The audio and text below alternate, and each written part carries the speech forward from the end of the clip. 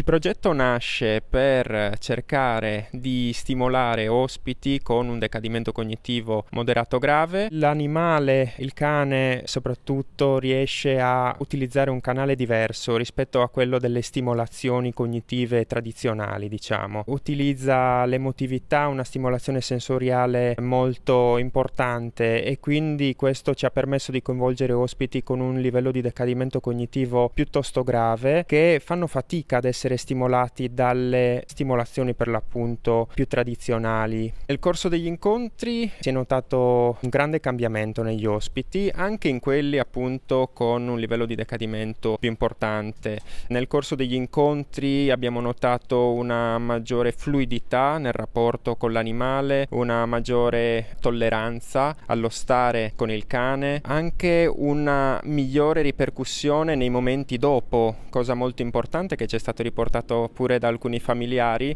nel benessere complessivo dell'ospite, sia durante l'incontro che dopo gli incontri che abbiamo fatto. L'attività è un'attività guidata con la presenza di vari professionisti, i terapeuti, mia e dell'educatrice. La presenza mia e dell'educatrice è una presenza di mediatori, di facilitatori, soprattutto nelle fasi iniziali in cui l'ospite è più disorientato e ha necessità di comprendere dove si trova e qual è l'attività che andrà a svolgere in quel momento. È appunto un ruolo di mediazione, talvolta anche nell'interpretazione delle attività che si andranno a svolgere, nella lettura del comportamento dell'animale, e quindi appunto volta al migliorare e implementare l'attività e il benessere, insomma, che questa attività può dare e fornire.